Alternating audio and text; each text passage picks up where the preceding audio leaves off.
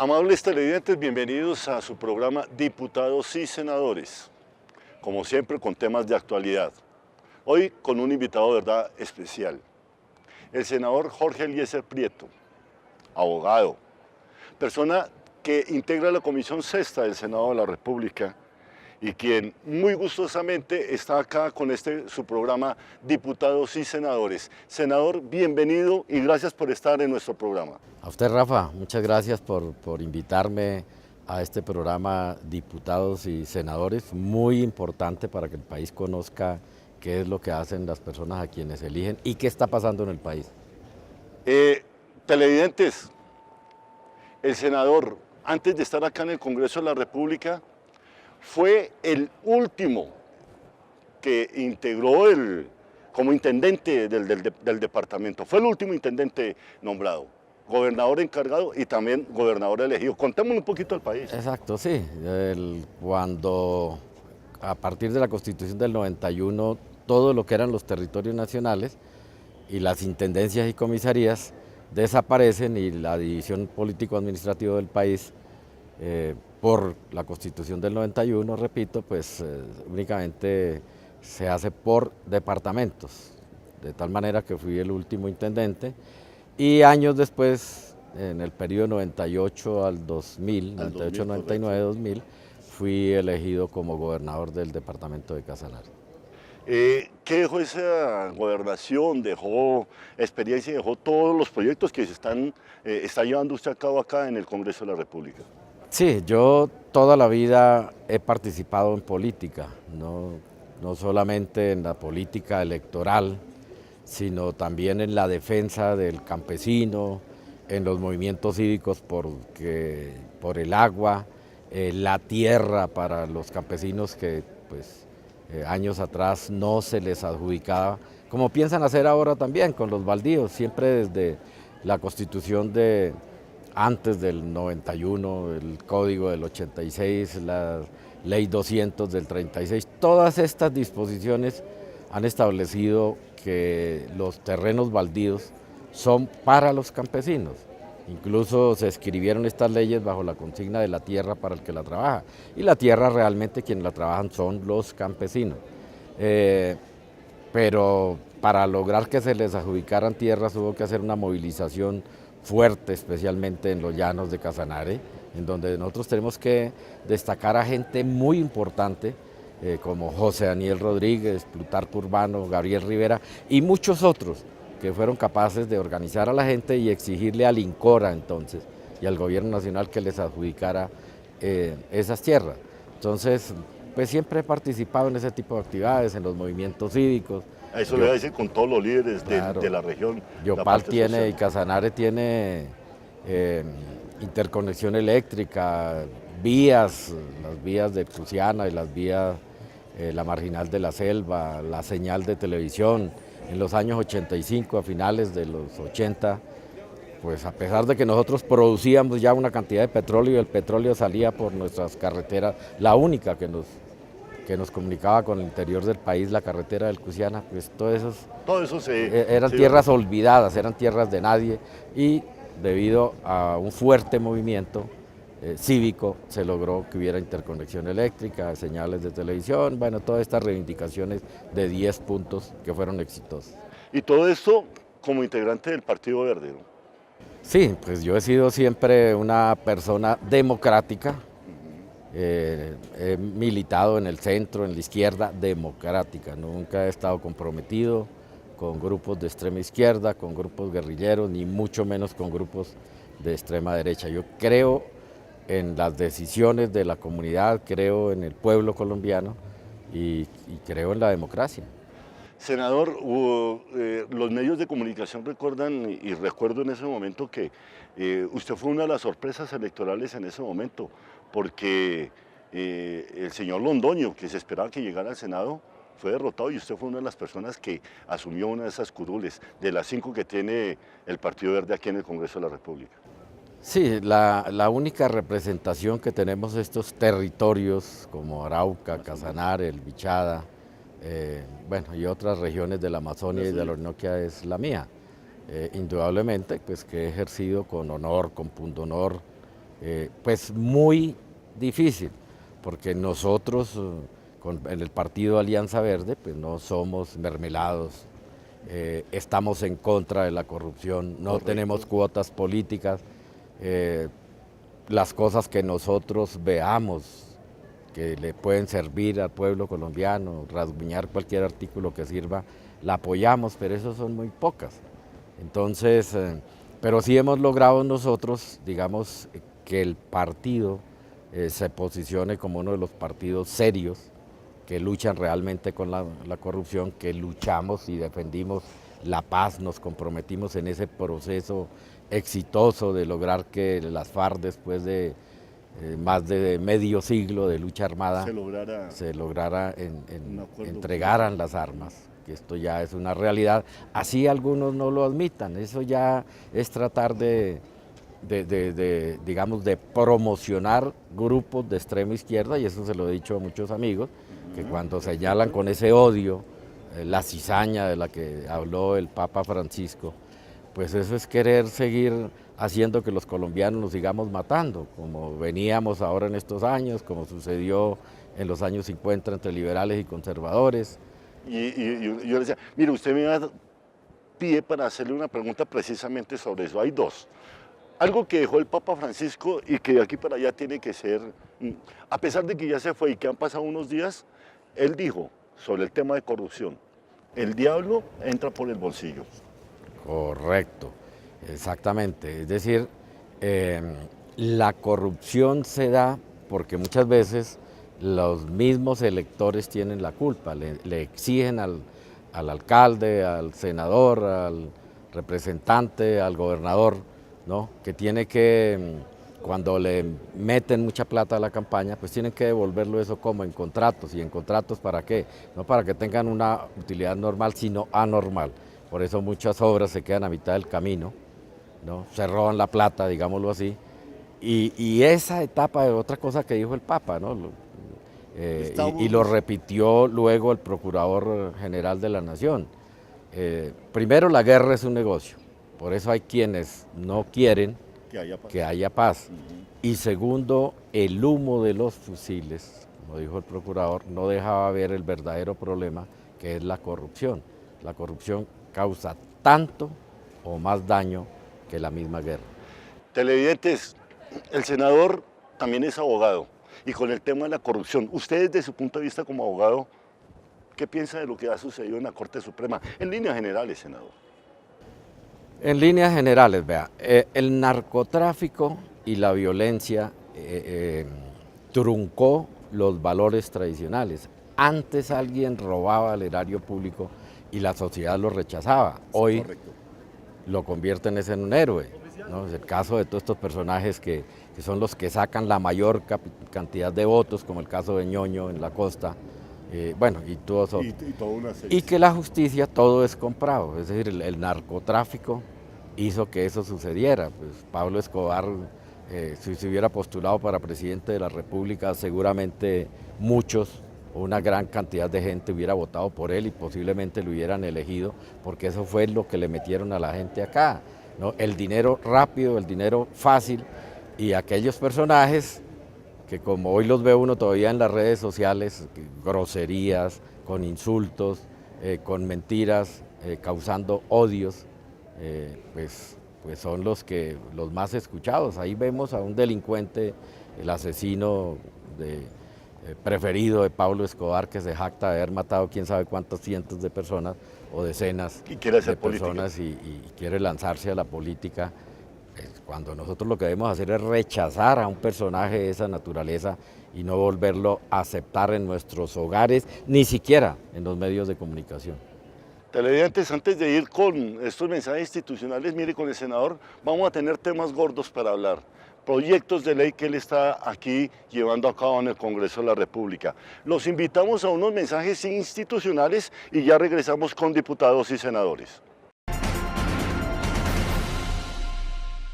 La Confederación Nacional de Asambleas y Diputados de Colombia, Confadicol, con el auspicio del Programa de las Naciones Unidas para el Desarrollo, como de la Oficina del Alto Comisionado para la Paz, visitan los departamentos de Antioquia, Cauca, Cesar, Guaviare, Meta y Norte de Santander, donde se activarán los consejos departamentales y municipales de paz. Invitamos a los habitantes de la región para que estén presentes y atentos cuando la comisión haga la respectiva visita. Amables televidentes, regresamos con diputados y senadores y seguimos con el senador de la República. Senador, un tema muy importante y el tema fundamental, el agua base, la base social de Colombia. Es un proyecto de acto legislativo que por tercera vez estamos presentando al Congreso de la República y por tercera vez nos lo está tratando de entorpecer el gobierno nacional, y eso hay que decirlo así. El gobierno nacional, el gobierno nacional está parado ahí en la Comisión Primera de la Cámara de Representantes, en donde a pesar de que es un acto legislativo, un proyecto de acto legislativo, sí, darle correcto, prelación, no lo han hecho. Y en el periodo anterior, en la legislatura, que pasó, igualmente se truncó en el penúltimo debate, en el séptimo de 8, ahí en la misma Comisión Primera, pues con otro presidente, lógicamente, pero la de Cámara, sencillamente, de Cámara en el Senado en el tránsito pasó, y en las anteriores oportunidades pasó, en los 6 debates anteriores pasó por unanimidad, no hubo una sola oposición. Pues lógicamente, ¿quién se va a oponer a que el agua sea, el acceso al agua sea un derecho de todos los colombianos, de todas las personas que habitan en este país, y que el gobierno cumpla con su obligación de cuidar nuestras fuentes hídricas? Si nosotros no las cuidamos, pues se acaba, y sin agua no puede haber vida, sin agua no puede haber producción de alimentos, no podemos producir calzado, ropa. Es decir, el agua es determinante y esto lo sabe el mundo, los científicos se lo han dicho a los expertos, y en el Acuerdo de París, en la ONU, en la reunión de allí también, pues todos los países estuvieron de acuerdo en que si no se protegían las fuentes hídricas, el mundo empieza a desaparecer, la tierra, pues. Hay una cosa, senador, y es con lo que usted acaba de plantear, usted que ha recorrido el país, usted que sabe realmente que en las regiones se sufre por el líquido del agua, no hay agua potable para los colombianos, en la costa atlántica, en La Guajira, en Baupés, abajo en Amazonas, por el Pacífico, todas las regiones que usted ha recorrido, hay sitios, hay veredas en ese momento que no tienen agua potable. Mire, hay una cosa gravísima, el año pasado hubo 240 municipios o 270, no recuerdo bien la fecha en este momento, que a pesar de tener la infraestructura del acueducto, no se le secó la fuente que lo surtía y quedaron sin agua durante varios meses. Acordémonos también el año pasado el río Magdalena bajó, que es la principal fuente hídrica de este país, donde genera el 80% del Producto Interno Bruto del país está ligado a ese río, bajó hasta 20 centímetros de cauce, de profundidad, y la pesca y el transporte, la agricultura y la ganadería se vieron afectadas, y la generación de energía eléctrica, que gracias al Ecuador, pues que nos vendió oportunamente en ese momento sí solucionó el problema, si no hubiera habido un apagón como el de Gaviria, acuérdese. Correcto, sí. Senador, una cosa muy importante, para cerrar este tema, porque hay otros temas que son de interés nacional, ¿los colombianos qué pueden esperar con este tema del agua? Yo les hago una prevención. El agua está en las regiones, está en la provincia, está en el campo, está en los páramos, los ríos, los lagos, lagunas, está en los llanos, bueno, en toda la provincia en general. Es la que surte de alimento y agua a las grandes ciudades como Bogotá, por ejemplo. Correcto. En el caso en que se empiece a escasear el agua, los campesinos y los habitantes de las regiones pues van a preferirse esas regiones antes que las grandes ciudades, y podría haber un conflicto bastante grave en donde una cantidad de la población, la mayoría de la población colombiana pudiera afectarse. Entonces yo llamo la atención para que el gobierno nacional empiece a prever esta circunstancia. El mismo Papa dijo que ya estábamos en una tercera guerra mundial por el agua, no declarada todavía, eso. y muchos otros gobernantes científicos han dicho también lo mismo y es necesario ponerle atención. Usted acaba de utilizar una palabra que me llama la atención y que aquí en el Congreso de la República usted viene defendiendo y es esa palabra, el tema campesino. ¿Qué sucede? Y contémosle a Colombia qué sucede y qué está haciendo usted con esa palabra acá en el Congreso de la República. En los distintos proyectos del gobierno y de sectores que defienden a las multinacionales, en esos proyectos de ley, nosotros hemos notado que empieza a desaparecer el término campesino.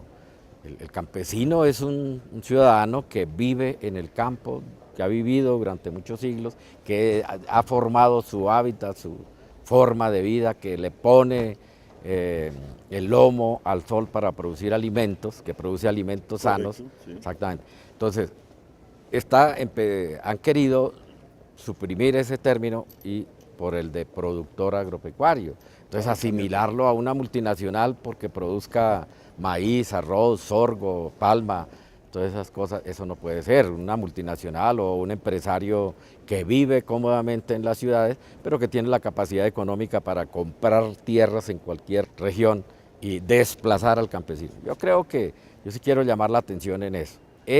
Nosotros tenemos que, la mayoría del pueblo colombiano tiene una vocación agropecuaria. Claro. Su origen es campesino. Campesino, todos Entonces, venimos, hagamos yo que orgullosamente lo hago. todos volvamos al campo.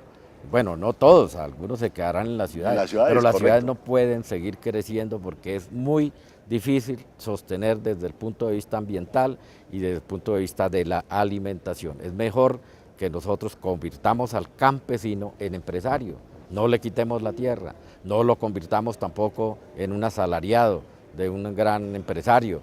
No, nosotros no nos oponemos a las grandes empresas, indudable que es así, pero debe protegerse principalmente a la parte débil, y en este caso es el campesino pequeño y mediano.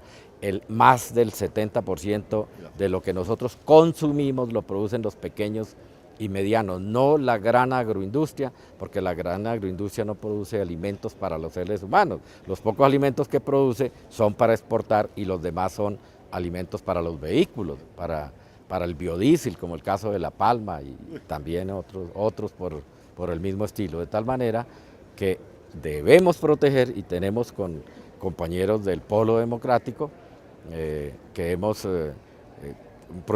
registrado un proyecto de ley en el cual se defienda al campesino, se defienda la agricultura familiar, la producción limpia y también otro proyecto, que se defiendan las abejas. Usted sabe cómo ese tema le iba a preguntar, casualmente el tema de las abejas. Ese es otro proyecto que usted está aquí pendiente en el Congreso de la República.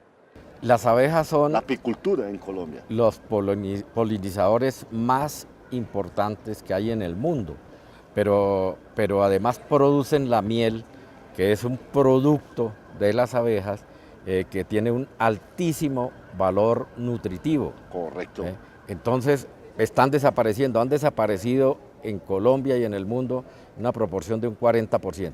Si las abejas desaparecen, lo han dicho los científicos, digamos, el mundo, se acabarían los alimentos, se acabarían los árboles, se acabaría la producción. De tal manera que hay que proteger. Salud. Las abejas son medicinales, sirven para una cantidad de enfermedades. Todo eso. ¿Y usted está en la defensa de este proyecto? Yo soy el autor de ese proyecto junto con el Frente Parlamentario contra el Hambre, con varios senadores de otros partidos y movimientos políticos. También ahí están compañeros del Polo Democrático también, del Centro también, del Centro Democrático, del Partido Liberal, de la U, bueno, de todos los partidos políticos en donde uno encuentra gente que quiere realmente este país por encima de todos los errores que esos partidos han cometido y que tienen que ser castigados, lógicamente. No me puedo ir al segundo set de comerciales sin hacerle una pregunta de otro proyecto que me parece demasiado importante y que usted lo resume así. ¿Qué son usted tocó el medio ambiente, las zonas y los límites ambientales, o los límites de las zonas ambientales? Bueno, sobre eso hay varios proyectos, algunos ya, por ejemplo, la delimitación de los páramos, ¿no? Que aunque está ordenado por la ley, por la Constitución también, el gobierno aún no lo ha ejecutado, como tampoco ha regulado, digamos, lo que se ordena allí de no digamos, de qué tipo de producción se debe hacer ahí. Porque no es solamente sacar al campesino que ha vivido durante siglos allá en el páramo y que está acostumbrado a eso, sino ver qué tipo de producción es la que se puede hacer, que sea, digamos, que no dañe la naturaleza, que no vaya a contaminar las aguas, ni vaya a contaminar la tierra, sino por el contrario la proteja. Nosotros, por ejemplo... esos límites van encaminados a... Pues a que en determinadas zonas no se pueda, digamos, hacer determinados cultivos o explotación ganadera o de otra naturaleza, pero pues el concepto general es que haya una actividad que le genere ingresos al campesino, que no lo saquemos ahí de la zona, sacarlo de su pero hábitat. enseñarlo, ¿no?, cómo se puede actuar, se puede convivir con la naturaleza, no destruyéndola, sino por el contrario, protegiéndola. ¿Ese proyecto es igual o tiene que ver mucho con el de la protección a la familia campesina o es el mismo? Pues es que yo creo que todo se compagina. A eso exactamente. Digamos, la agricultura familiar es aquella agricultura y ganadería, ¿no? Pues el término general es agricultura, pero se refiere a la ganadería también, a las especies menores, a la apicultura, a la porcicultura, en donde, bueno, esa pequeña producción que utiliza mano de obra familiar, pero que también puede auxiliarse con mano de obra contratada de terceros. Generalmente es una producción sin químicos, es una producción limpia, que ha demostrado que se puede producir tanto o mucho más que la producción, que las grandes producciones tecnificadas y que no dañan la naturaleza, pero la utilización de transgénicos, de semillas, de químicos, todo eso pues está acabando con la vida y con la madre tierra de los seres humanos, con la madre tierra, con las aguas, y hace tanto daño como lo que hace la actividad petrolera y la actividad minera en general. Con ese tema venimos ahorita y los invitamos a unos mensajes institucionales aquí en Diputados y Senadores y ya regresamos. La Confederación Nacional de Asambleas y Diputados de Colombia, Confadicol, con el auspicio del Programa de las Naciones Unidas para el Desarrollo, como de la Oficina del Alto Comisionado para la Paz, visitan los departamentos de Antioquia, Cauca, Cesar, Guaviare, Meta y Norte de Santander, donde se activarán los consejos departamentales y municipales de paz. Invitamos a los habitantes de la región para que estén presentes y atentos cuando la comisión haga la respectiva visita. Amables televidentes, regresamos con diputados y senadores. Seguimos con el senador Prieto, con el cual podemos hablar de todos los temas. Mire, hemos hablado de campo, de agro, de protección, hemos hablado del Papa, y él sigue trabajando con temas muy gruesos. Y un tema muy importante que es el tema de hidrocarburos, senador, el tema ambiental y el tema de hidrocarburos. ¿Qué le puede decir usted a Colombia sobre esto que usted viene trabajando, los foros que está haciendo en la región frente al tema de hidrocarburos? Mire, el gobierno actual y el anterior hablaron del tema de la locomotora minero-energética. Correcto. Como la primera, en la cual puso todas sus esperanzas el gobierno. Y la segunda locomotora, pues el campo, la producción de alimentos. Yo lo puedo decir con toda la propiedad que vivo en una región como son los llanos del Casanare y del Arauca, que fueron los primeros productores de petróleo y gas en Colombia. Hoy es el departamento del Meta por cantidad, pero nosotros sufrimos toda la consecuencia del. Primero, a las regiones no les traen nada de bienestar. Nada. Ustedes verán Arauca, 40 y más años de producción petrolera y hoy está en peores condiciones que en esa época. O sea que la regalía es el dinero, se perdió. Esa platica se perdió, como dicen, y son muy pocos, digamos, a quienes han castigado por esa razón. Le quitaron el manejo de las regalías a las regiones productoras con el argumento de que la corrupción estaba allá. Lo manejaron aquí en el Fondo Nacional de Regalías y ustedes vieron que tuvieron que liquidar el Fondo Nacional de Regalías porque se robaron la plata. Eso es así. Desapareció el Fondo. Detrás, ¿qué es lo que ocurre? Que detrás del petróleo, como en el caso de Arauca y Casanare, pues llegó la guerrilla Detrás de la guerrilla los paramilitares y detrás de los paramilitares todo un ejército de contratistas que llegaron de todos los interiores del país, corrompieron la gente de los llanos pues no sabía cómo manejar ilegalmente toda esa cantidad de contratos. Luego, pues si bien es cierto que hay muchos gobernadores y alcaldes que fueron llevados a la cárcel, más sin embargo ocurre como el caso de la cocaína frente a Estados Unidos. Estados Unidos es el principal consumidor, correcto. Y allá tiene que haber unos clanes también. Que son los que la colocan en las calles. Sin ellos no claro. habrían capos de la droga acá. Claro. Entonces, en el caso de la regalía, pues también se presentaron esos casos y quedaron las regiones totalmente abandonadas. Ya en ese momento prácticamente no hay nada que hacer en ese tema de regalías. Pues es que, digamos, el agua vale mucho más que el petróleo. Sí, claro. Usted un vaso de hoy vale más, 600 centímetros cúbicos una botella vale 3.000 pesos allá, de agua. De agua. Y esos mismos 600 centímetros cúbicos de gasolina o de ACPM no valen 100, 200 pesos. Y esa misma cantidad de petróleo en la forma como lo sacan no vale nada.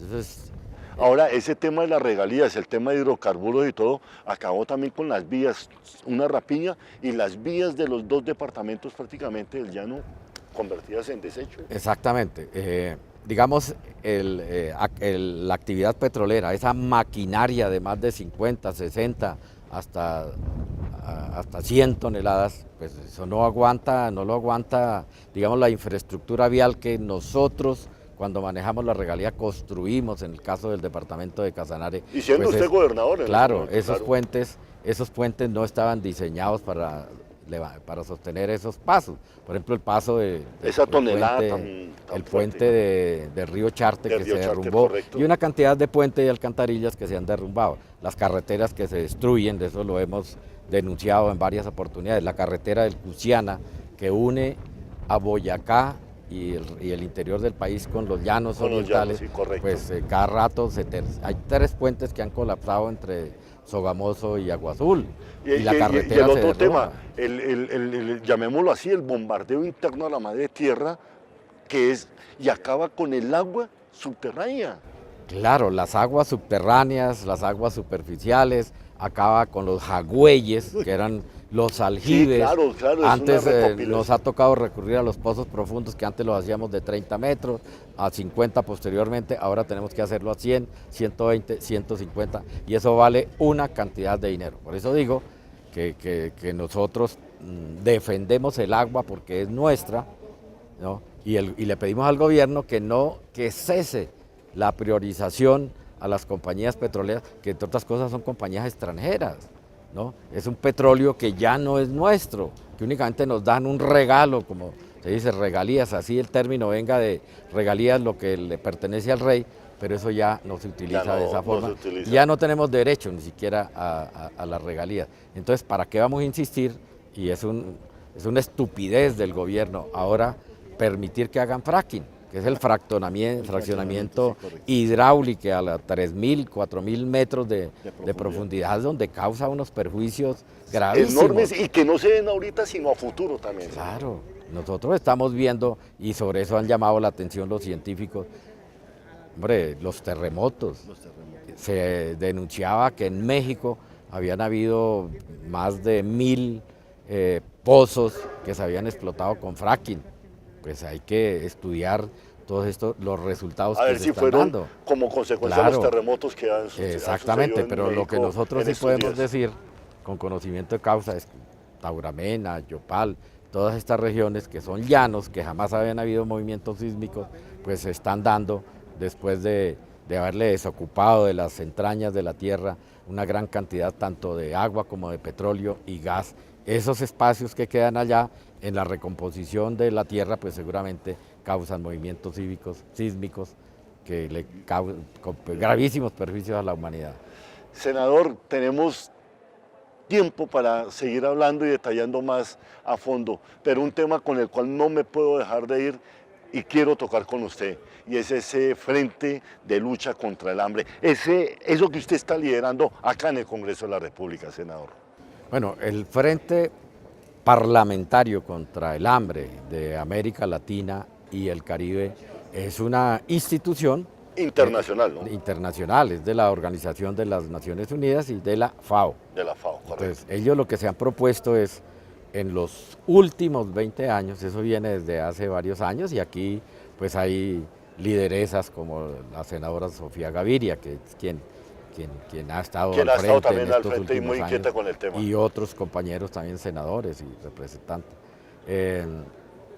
Se propuso el objetivo de bajar los índices del hambre en América Latina por lo menos en un 50%. Eso se logró en todos los demás países a excepción de Colombia. ¿Y por qué en Colombia no, senador? En Colombia por el tema de la guerra, de la violencia, de la ocupación del campo por parte de la Correcto. guerrilla, luego por parte de los grupos paramilitares, del La narcotráfico y la corrupción, que como le decía es tan o quizás peor que la misma violencia, que la misma guerra, y que es a lo que nosotros en este momento tenemos que enfocar todas nuestras baterías para acabarla. Entonces eso no ha permitido que aquí se cumplan esos objetivos, pero nos vamos a proponer hacerlo.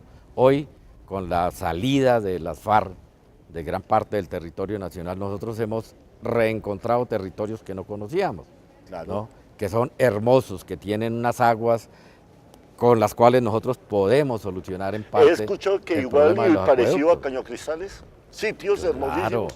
Mire, en Yopal, a 20 minutos de la ciudad de Yopal, que hoy no tiene agua potable, va a ser 7 años, por culpa de la corrupción, ¿no?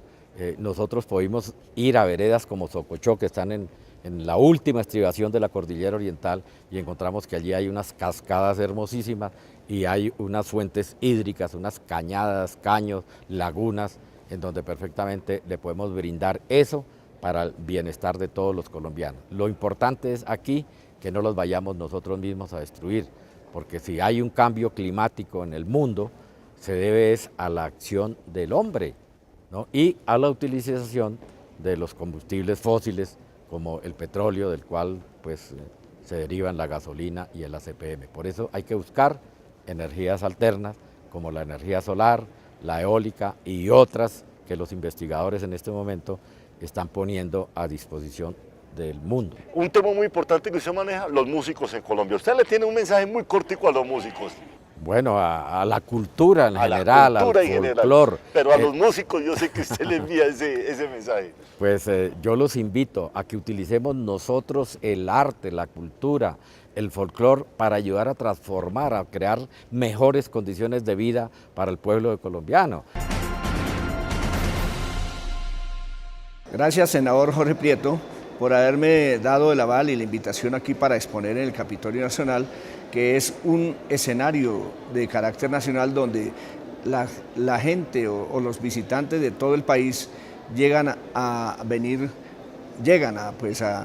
realizar todas sus gestiones legislativas.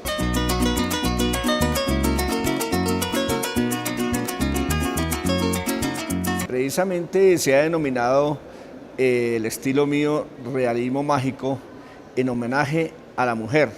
Yo quise marcar e identificar la obra mía con el cuerpo femenino, rindiéndole un homenaje a la mujer. Es así que para que ustedes logren identificar, en cada cuadro hay más de 20, 50, 30 cuerpos femeninos, formando las nubes, las montañas, la musculatura de los jugadores o de las personas. Es así como el cuadro que se le entregó en la visita al señor Papa, la Virgen María y el Cordero de Dios, también tiene estos cuerpos formando nubes, formando el contorno de la obra. Desde hace 2 años he venido programando esta gira por Europa para mostrarle al mundo desde allí el proyecto del Museo de las Copas del Mundo. Por eso es ahí que tiene que ver el cuadro de James, el cuadro de Messi, el cuadro de Falcao, que hace parte de una colección de 28 obras, que es el mismo número de personas titulares que salen a cualquier campo deportivo del mundo, o sea, a cualquier cancha de fútbol. Los 22 jugadores, 11 y 11 de cada equipo, los árbitros y los técnicos. Yo he tenido una gran experiencia aquí con el Congreso desde 1992, he tenido más de 5 exposiciones y realmente encuentro que es un escenario donde llega gente de todos los rincones del país, donde senadores, representantes, ministros, medios de comunicación pueden delectarse de la obra de cualquier artista acá y pueden dar un mensaje a sus regiones que conocieron un artista de Antioquia, del Valle, de Boyacá en mi caso, que yo soy boyacense, y que pues realmente aprovecho para dar un saludo especial a toda la gente de Boyacá y a la gente en el país que tiene cualquier obra y que me ha apoyado y que realmente sin ellos no puede uno llegar lejos. Usted le tiene un mensaje muy cortico a los diputados del país. Y a los diputados y a los concejales también, que trabajemos Correcto. unidos. Es decir, yo puedo ser, o me ofrezco como uno de los voceros de los concejales y los diputados, sin importar a qué grupo político pertenezcan, para luchar al lado de ellos por cada una de sus regiones. Es decir, por cuidar el agua, por fomentar la agricultura, por bajar el hambre en este país, pero sobre todo, por acabar con la corrupción y por consolidar el proceso de paz, que es lo que queremos los colombianos. Ya logramos el desarme de la guerrilla más importante de América Latina y del mundo. Estamos dialogando con nosotros en Quito. Estamos dialogando con el ELN, pero eso es acabar la guerra. Consolidar la paz es resolver los problemas que vive el pueblo colombiano, como el de la educación, la salud, la vivienda, la producción, bueno, todas estas cosas por las cuales la gente de bien tenemos que luchar, cambiar la forma de hacer política, no seguir, si nosotros seguimos apoyando a los mismos que han mantenido en el desespero a este país, pues no vamos a cambiar nada. Entonces busquemos opciones totalmente diferentes. Y una cosa muy importante para cerrar, televidentes y senador, llame la atención de eso, que la implementación de estos acuerdos no sea de la noche a la mañana, por favor. No, esto es una tarea dispendiosa porque tiene enemigos. ¿Quiénes son los enemigos? Y quiero señalar eso porque lo he visto, también lo he vivido. Los enemigos del proyecto de paz son los que viven de la guerra. ¿Quiénes? Los que trafican en armas, en municiones, los que trafican en tierra, o sea, los que le quitan la tierra al campesino pequeño, al mediano y aún al grande para venderla a un precio más grande, los que trafican en minería, ¿ve? Todos ellos, corrupción.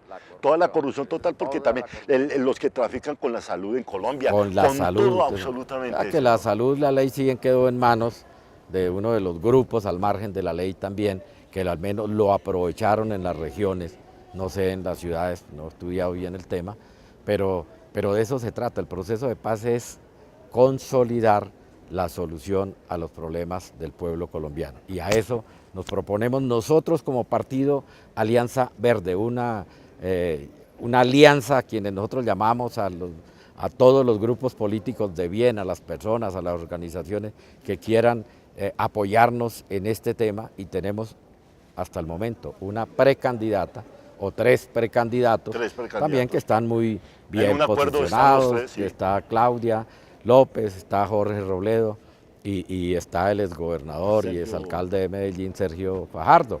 Indudablemente que vendrán luego otros precandidatos también que se sumen a esta gran coalición, pero empezamos con ellos porque por algo hay que empezar. O sea, lo hemos hecho con éxito. Que dijo el Papa, dieron el primer paso. Dimos el primer paso, que eso es lo importante.